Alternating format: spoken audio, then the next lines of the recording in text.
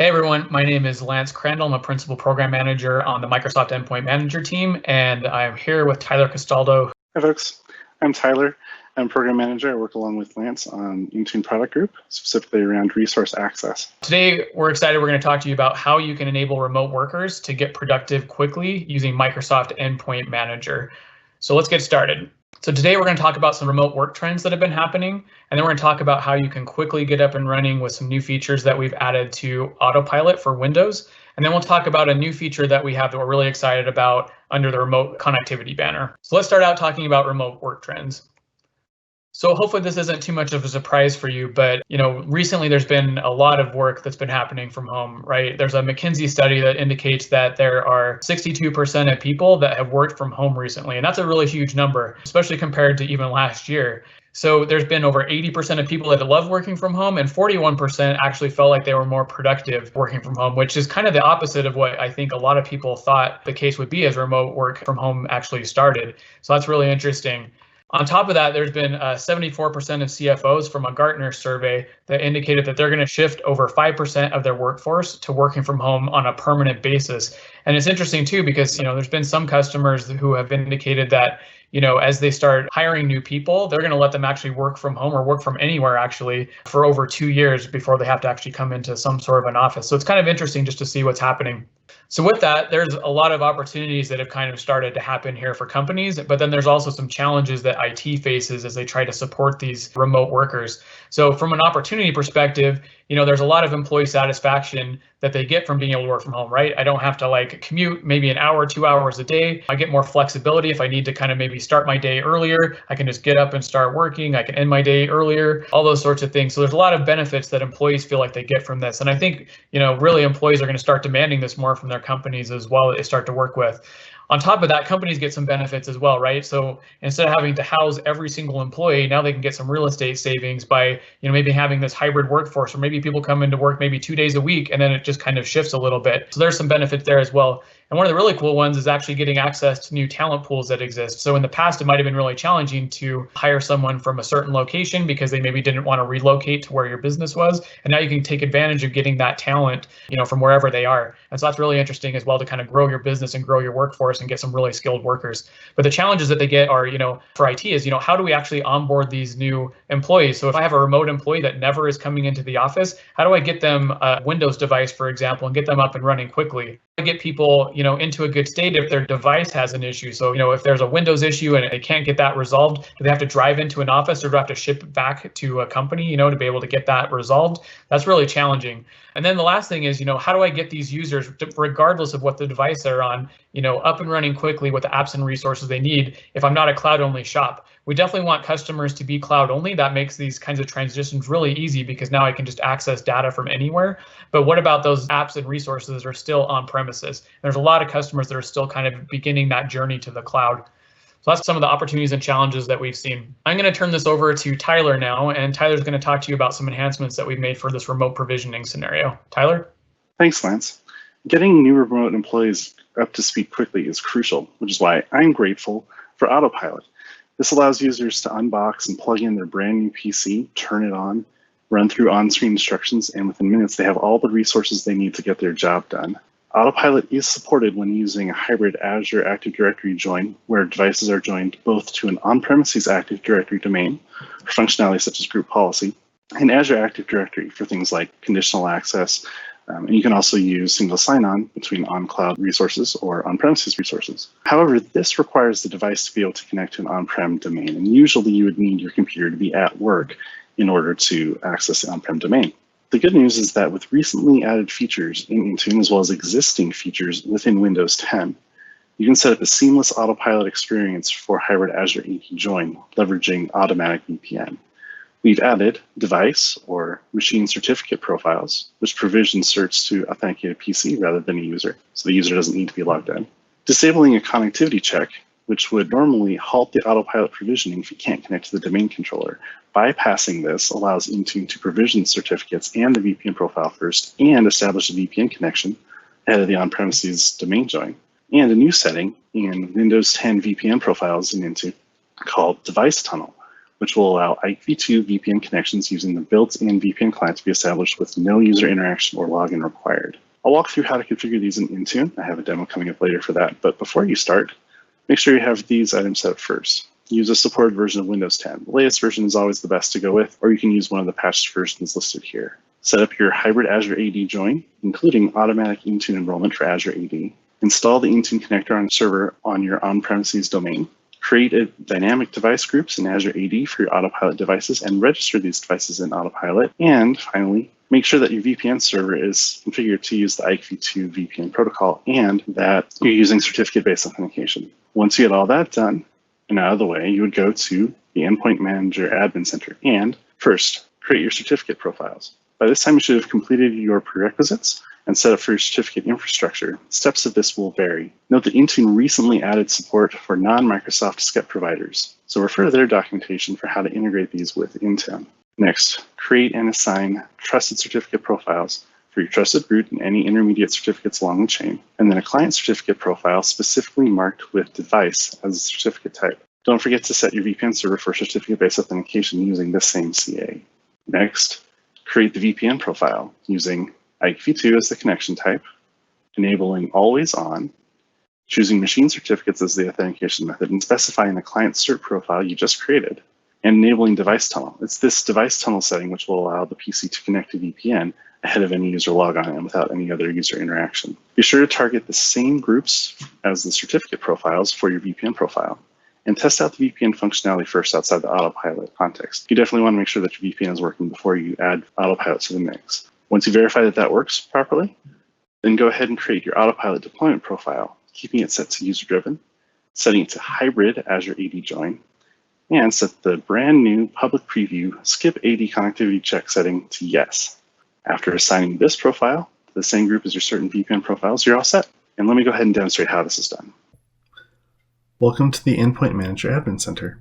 I'm assuming you've already set up your certificate infrastructure, so I'll go ahead and focus on creating the certificate profiles. I'm going to go under Windows, Configuration Profiles, and I will create a trusted cert profile for Windows 10 and later.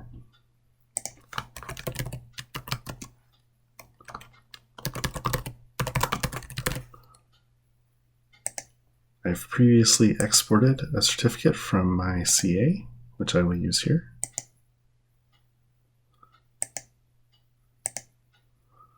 And then I will assign this to my Autopilot test group.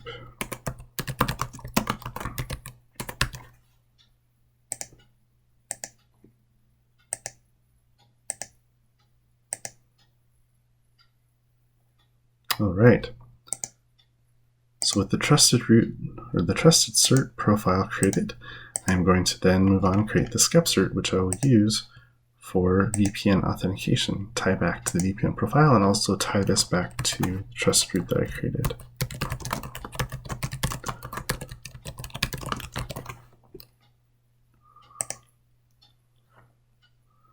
In this case, I'm going to change the certificate type to device. And note that the subject name format is completely custom. I'm going to go ahead and leave the default for now, but you can enter in static text. You can also enter in variables that can be substituted dynamically with specific values. So for instance, this is the Azure AD device ID. That's what I want to use as my common name, so I'll leave this as is, but there are several other variables that you can choose from here, not just for the subject name, but also for the subject alternative name. And this is something that we've added for device and for user certificates as well. So I'm going to go ahead and leave things simple and then finish filling out the rest of my profile.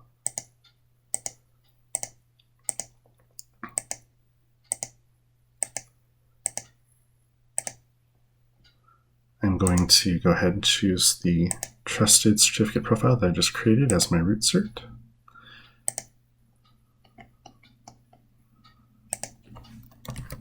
And finally, go ahead and enter my SCEP server URL.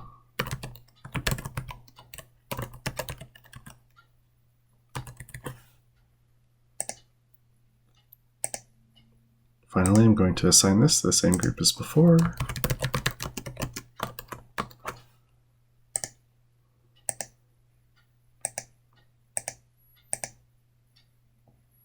And now I'm done creating my certificate profiles. Next, I'm going to create the VPN profile.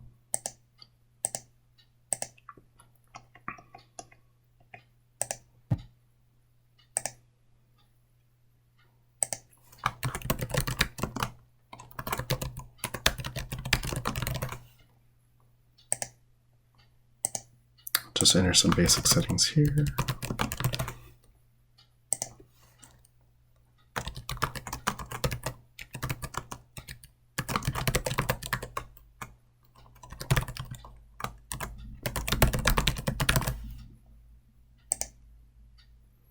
I'm going to set my connection type to IPv2.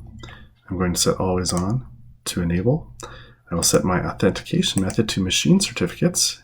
In this case, I'm going to go ahead and select the SCEP certificate profile that I just created. And then I'm going to enable device tunnel. Device tunnel is the specific setting that will allow the VPN to connect without any user interaction first. I'm going to leave everything else default.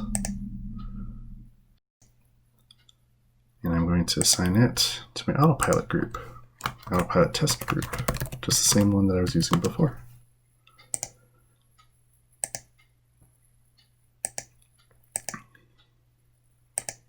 And at this point, I would actually test out the VPN to make sure that the certificate profiles and the VPN profiles and the devices are all working together. Once that's done, then I'll go ahead and add Autopilot to the mix. I'm going to go ahead and create a Windows enrollment profile, a deployment profile under Windows Autopilot.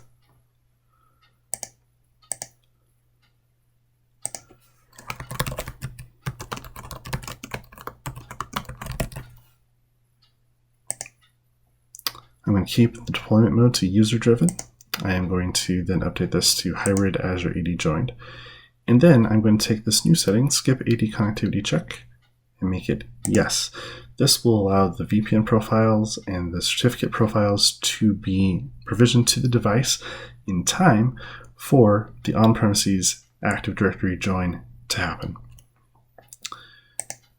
And that is what will cause the scenario to work as smoothly as we'd like it to, so that all users have to do is turn on their computer and run through the prompts.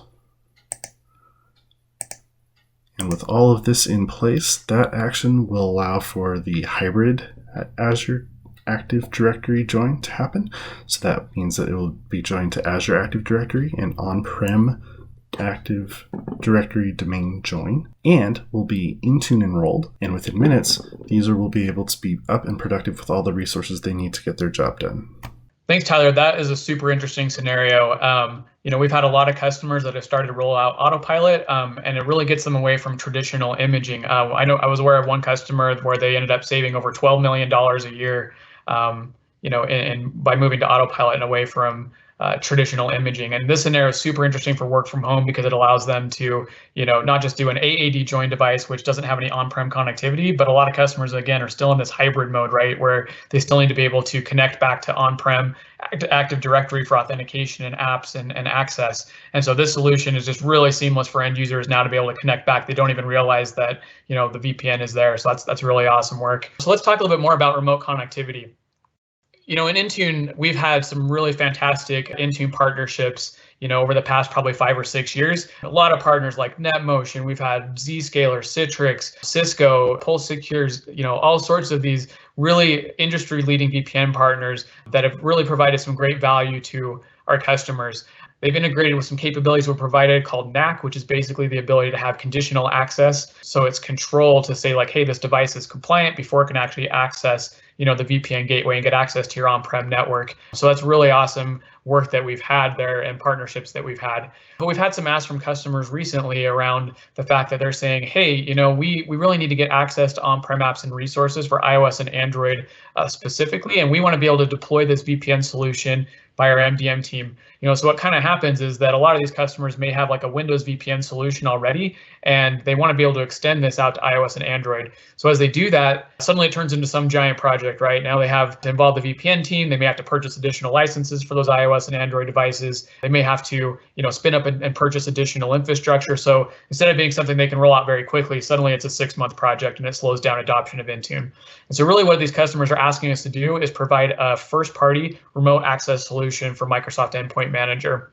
And so with that, I want to announce Microsoft Tunnel. We're really, really excited about this feature, and there's been a lot of customers that are super interested in this. So I'm going to dive into a lot of the technical details here on what it is, how you set it up, and then I'm going to give some end-to-end demos of a specific scenario that a lot of customers have. So what is Microsoft Tunnel? Microsoft Tunnel is a VPN gateway solution that allows you to access your on-prem resources from anywhere. And again, this is for iOS and Android devices, and it uses modern authentication. So we're able to get single sign-on capabilities, multi-factor authentication, as well as conditional access all built in. So it's really a seamless solution to allow that connectivity in a secure way to your on-prem resources.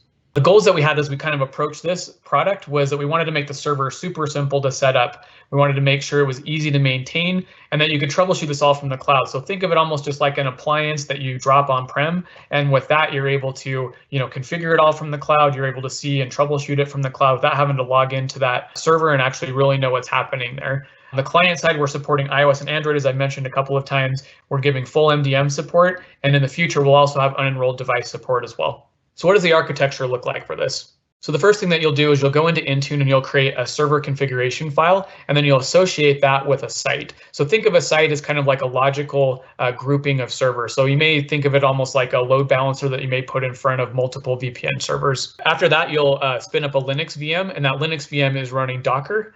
And then what you'll do is you'll run this installer and it'll pull down these Docker containers that contain the Microsoft Tunnel Gateway solution.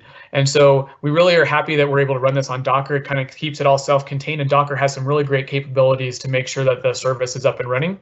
As I mentioned before, you can put this load balancer in front of this, so you can have multiple servers. You can run this, inside your firewall. You can run it in your DMZ.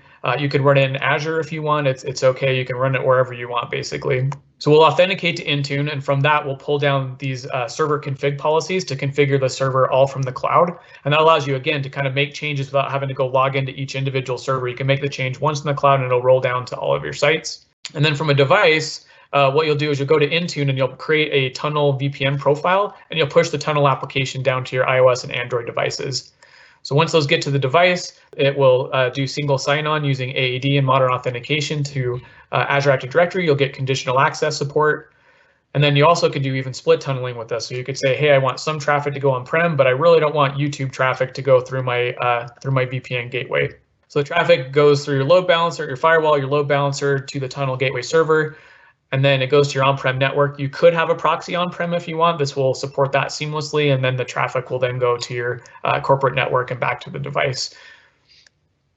So kind of the easy things, it might look like a lot of boxes, but it's, you set up some policies in Intune, you install this on a Linux box using Docker, and then you push the policies and apps to the client, and then you're done. So just talking through at a high level the server prerequisites, I'm not going to walk through each one of these, but as I mentioned, this does run on Linux. We support Red Hat Linux 7.4. You can also run it on Ubuntu. We've got some sizing information. This will be in our core documents as well. But you can see, like, if I wanted to support maybe 40,000 devices, then I'd have up to 8 servers. Those can all be behind a load balancer to be able to support that functionality. We do recommend you have 2 NICs per machine, so you can have a publicly facing NIC as well as an internally facing NIC. That's for performance. If that's not possible, you can certainly just use a single NIC, but it does help with performance. If you are running on an Azure, which is totally possible, then you just need to make sure that you have a site-to-site VPN, such as like ExpressRoute, or again, just a site-to-site VPN. If you're running this on-prem or in your DMZ or something, then ExpressRoute's not required. If we look at firewall, there is some firewall rules here. I'm keeping the links in the deck since this will be downloadable after, and it's obviously going to be in our core docs as well. But there are some simple firewall rules that you'll need to set up to allow access from your client to the server, and also from the server to Intune and Azure Active Directory. So if you do use a proxy, before you're able to install this, you do need to set an environment variable. We don't support authenticated proxies right now from the server to the Microsoft Cloud, but this is a way that you can easily set up proxies so that you can authenticate and get the server connected to your tenant. All right, so with that, I want to jump into the demo, and I really want to spend a lot of time on the demo because we're really excited to show it. And so we'll go forward with that right now. So let's take a look at how we set up the Microsoft Tunnel Gateway servers. So first, what you're going to do is go into the endpoint.microsoft.com admin console, and you're going to go to tenant administration, and then there's a new node here that you'll see called Microsoft Tunnel Gateway. If you look at the overview pane, since I don't have any servers installed right now, you'll see some information on how you can get started. So the first thing it'll talk to you about is how you set up server configurations, how you set up sites and servers, health status, and then after that, how you actually get the clients up and running. So first you'll create some VPN profiles for both iOS and Android, and then you'll deploy the Tunnel application to the devices. So if we look at server configuration, I'm just going to create a new one here. And the benefit of having a server configuration as a separate profile is now I can share that with different servers that I install. So instead of having to set up split tunneling rules many times, now I just need to do it one time. So we're going to call this server config 1. And then the IP address range is what IP addresses will get associated with clients as they connect to your Tunnel Gateway server. And so I'm just going to put 192.168.0.0 and then create the subnet. And then with DNS servers, I'm just going to put in the DNS server that I want my clients to use as they connect to the Tunnel Gateway server. If I have a DNS suffix search that I want added to all my devices, I can add that. So in this case, I'll just add contoso.com. I can add split tunneling rules if I want. For this example, I'm not going to add it, but I can do include and exclude rules. And then I can also specify the port that I want the Tunnel Gateway server to listen on. So I'm going to finish creating this policy. And now what I'm going to do is go to sites and servers. So as we talked about before, a site is kind of a logical grouping of servers. So think of it almost as if you have a load balancer in front of a bunch of servers, and this is going to be kind of the single connection point for your clients. And then your load balancer would parse out that traffic to each individual server that's associated with the site. So I'm going to create a new site, and I'm going to call this my London site. For the FQDN, what I'm going to put is this server. Again, this could be just the FQDN of an individual server. It could also be the IP or FQDN of the load balancer. For server configuration, I'm going to pick the server config that we just created. And what this means is that now every server that gets associated with this particular site, the London site, is going to inherit this server config 1 and all of its settings. So I'm going to create that. And as you can see, I don't have any servers installed or associated with this site yet because I just barely created it. So to install a server, what I'll do is I'll say new server, and then I'll get a link to the download script. And this is the installation script that you run on your Linux server. And we'll show that in a subsequent demo on how you actually get this installed on your Linux box, but this is where you'll actually get the script. And then lastly, there's health status. As you can see, I don't have any servers installed yet, but this is where I would be able to see things like, if the device had checked in, if it's online, if there's any issues with that server, just to kind of help me be able to troubleshoot and know if I have any issues with those servers. So let's install the server. So first what I've done here is I've spun up a Linux VM, and you can do this doing either Red Hat or you can do it with Ubuntu. I've done it with Ubuntu. It's basically just a vanilla install, and I've opened a firewall port to allow an inbound connection so that my clients that are external to my network can access this server to get VPN capabilities and access my on-prem network. I have a TLS certificate as well that will secure the connection between the client and the server, and I've copied up the server install as well. So let's get this started. So the first thing I'm going to do is run ms tunnel setup. And what it's doing is it's pulling down some images from Docker, and now it's prompting me for the EULA. So I'm going to accept the EULA when I'm prompted. And now what it's asking me to do is copy over my TLS certificate file, which again is used for securing the connection between the client and the server. So I'm going to exit out for just a second, and I'm going to run a quick script that I have to add the certificates to the right location so that the tunnel setup can go find those. And now I'm going to launch the setup again, and it'll just pick up where it left off. So now I'm going to continue the installation. So it's now creating the Tunnel Gateway services, it's installing my certificate, and now it's asking me to log in. So I am going to go to a browser on my Windows PC and complete the login here. So it just asked me for the code.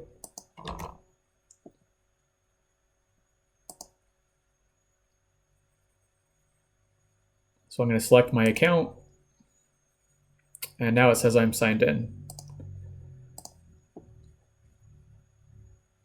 So coming back to the install, it completes the installation, and now it's asking me which site I want to join. So in this case, I'm going to copy the GUID for my US site because that's the site I want this server to join. So I'll paste that in. So it's joining that site in Intune now so that it can pull down the right configuration, and it completed the installation. So after I've completed the tunnel installation, if I go back to Tenant Administration, Microsoft Tunnel Gateway, you'll see on the Overview tab that I just see a health status now that shows me all the different servers that I have installed, as well as their health status. I don't see the cards anymore. Now, if I go over to Sites and Servers, now I can see all the servers that I have installed, which site they're associated with, as well as which server configuration is associated with that, and as well as the last check-in time. If I go to Health Status, then I can see that I have one server that's offline. It's having some issues, so that's something that I should go check out. Maybe the VM that it was on had turned off and I need to go restart that. And I can also see that I have one server that is online as well. So let's just give me a quick overview of the different health metrics that exist, and we're going to add more health metrics over time. So now we're going to create a tunnel policy for Android Enterprise. So what we're going to do is we're going to go under Devices, and then we're going to pick Android and then Configuration Profiles and create a new profile.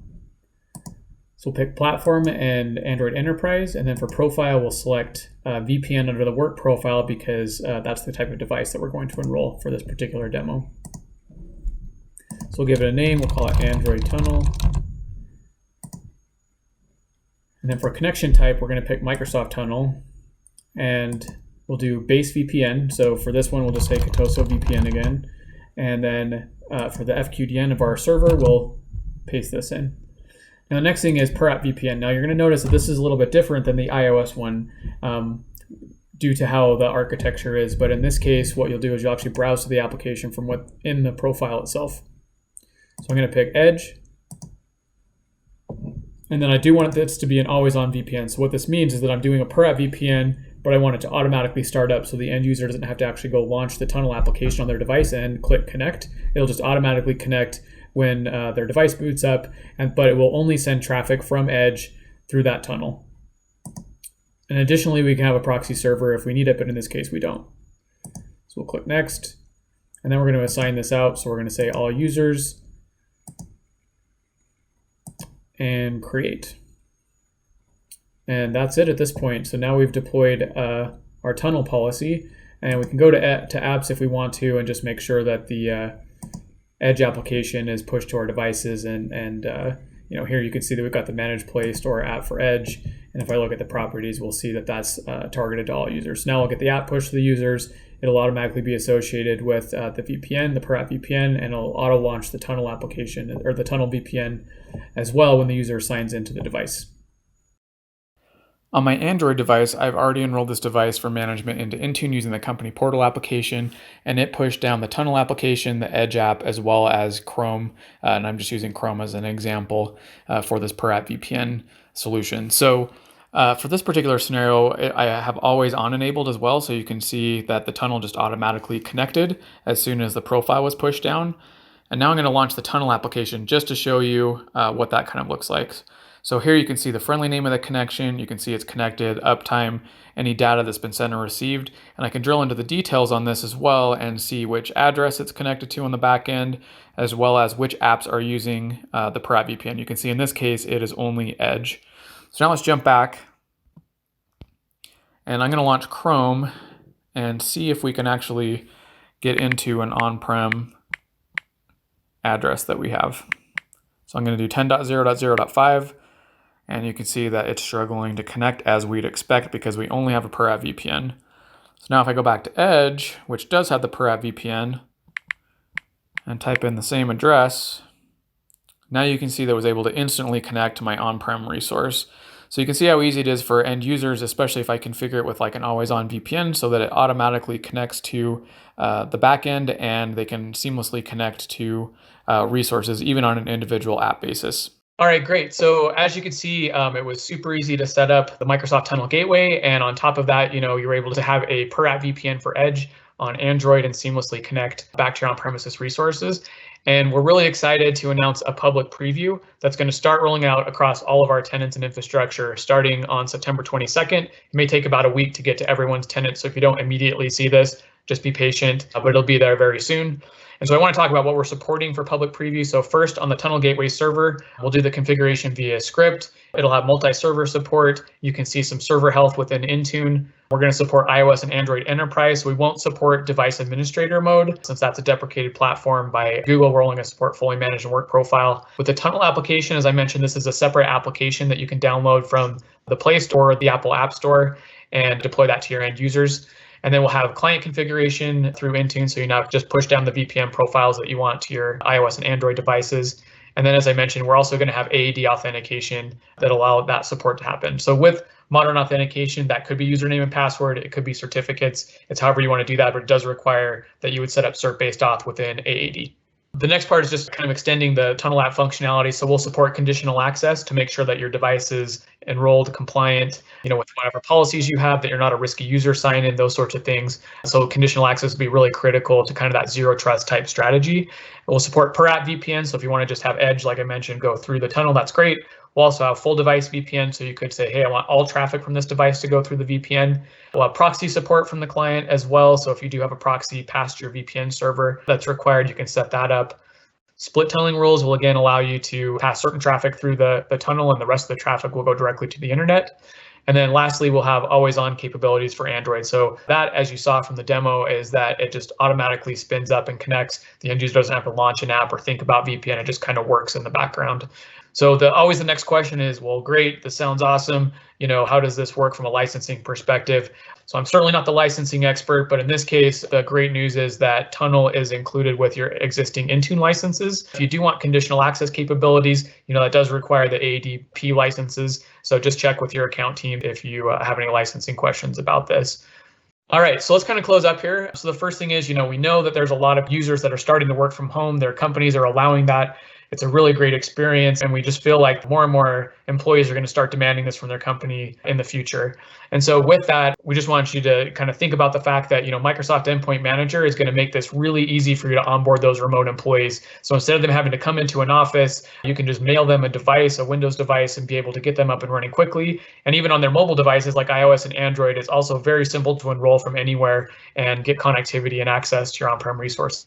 And the other big thing is that we announced Microsoft Tunnel, which is our new remote gateway solution. And that's super easy to set up and deploy in your environment and get secure access to your on-prem resources, and have that MFA and single sign-on experience as well as conditional access capabilities. So we're really excited about that. As I mentioned, the preview is starting September 22nd, and we hope you'll download and install that and start using it in your environment. So I want to thank you for joining our session today. I hope you got something out of this and it was very useful for you. One of the things I really love about this job at Microsoft is that we get to interact with customers on a daily basis and be able to solve your problems and get feedback from you. And really, a lot of this effort for Microsoft Tunnel was a joint effort. We talked to a significant number of customers. So thank you for taking the time to meet with us to help to build these products. And we hope to continue to get your feedback in the future and help you solve your really complex enterprise needs that you have. Thank you again so much for joining the session and participating today. And we'd love to hear from you. We'd love to build products that help you meet your needs. So hope to hear from you soon. Thanks.